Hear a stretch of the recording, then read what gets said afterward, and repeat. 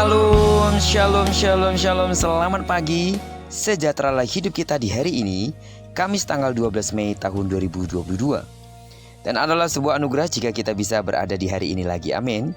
Dan sama seperti Dia telah memberkati tidur malam kita, maka di sepanjang hari ini percayalah bahwa Dia pasti akan memelihara dan memberkati kita sepanjang hari ini, amin. Baiklah, sebelum kita lebih jauh melakukan semua aktivitas kita untuk hari ini, izinkan kembali Tuhan bicara melalui pembacaan Alkitab satu hari satu pasal yang akan tetap kita ambil dari pembacaan 66 hari bersama dengan Yesaya. Puji Tuhan, hari ini kita telah berada di hari yang ke-13, maka kita akan membaca kitab Yesaya pasal yang ke-13 ayat pertama sampai dengan ayat yang ke-22. Judul perenungan kita di pagi hari ini, Jauhkan Babel dari dalam hidupmu. Sebagai pengantar renungan ini saya akan coba bacakan untuk kita semua ayatnya yang ke-19. Dan Babel yang permai di antara kerajaan-kerajaan, perhiasan orang Kasdim yang megah, akan sama seperti Sodom dan Gomora pada waktu Allah menunggang balikannya. Saudara, Yesaya pasal yang ke-13 ini menuliskan penghakiman atas Babel yang mencengangkan. Kerajaan yang begitu besar akan jatuh. Ini adalah sesuatu yang tidak dapat dimengerti oleh orang-orang pada waktu itu. Tetapi Nabi Yesaya sungguh-sungguh menggunakan ucapan ilahi ini untuk menjelaskan berita penting, menunjukkan bahwa negara yang lebih besar dan lebih kuat seperti apapun tidak akan mampu melawan penghakiman Tuhan. Ketika hari Tuhan datang, Babel pasti akan runtuh, dan Nabi Yesaya menunjukkan masa depan Babel yang tragis di 4 ayat terakhir dari pasal 13 ini. Pertama, dalam ayat 19 disebutkan bahwa Babylon selalu menjadi kemuliaan bangsa-bangsa dan kemegahan yang menjadi pujian bagi bangsa Kasdim. Kerajaan Babel adalah kemuliaan yang menjadi sandaran semua orang Kasdim dan kebanggaan bangsa-bangsa. Namun dalam ayat 19 dikatakan bahwa Babel pasti akan seperti Sodom dan Gomora yang ditunggang balikan Allah. Kitab suci menggunakan Sodom dan Gomora sebagai metafora adalah hendak menunjukkan bahwa kehancuran Babel akan terjadi sekejap saja sama seperti kedua kota itu. Juga akan menanggung penghakiman menyeluruh dari Tuhan sama seperti kedua kota itu. Karena inilah kehancuran total, maka ada kontras yang kuat antara sebelum kehancuran dan kesudahannya.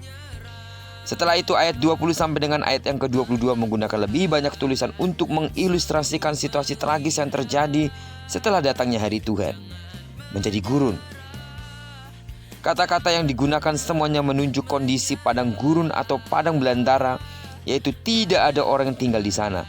Bahkan kemah tempat tinggal sementara pun tidak ada. Hanya ada binatang liar di antaranya. Dalam tradisi Keluaran, kita memahami bahwa padang belantara adalah tempat yang berbahaya. Binatang liar dan pencuri sering lalu lalang. Daerah tak bertuan tanpa ada pemerintah.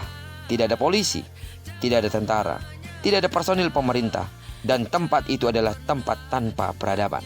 Dan jika kita menggunakan teologi penciptaan untuk memahami padang gurun adalah tempat kekacauan dan tanpa keteraturan, dan simbol dari kejahatan. Karena itu, ketika kitab suci menunjukkan bahwa Babel akan menjadi padang belantara, itu berarti bahwa tanah Babel akan tanpa keteraturan, penuh kekacauan, dan menjadi tanah yang sangat berdosa.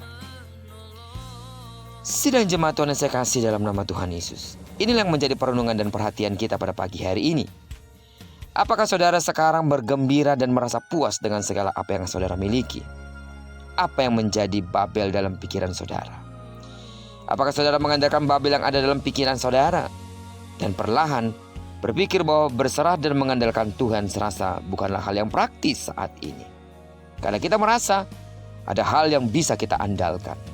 Mungkin kekuatan itu kita pikir dalam pekerjaan kita, dalam usaha kita, dalam banyaknya harta yang kita miliki. Hati-hatilah. Kalau kita melakukan hal yang sama dengan mengandalkan semua itu seperti orang yang mengandalkan Babel,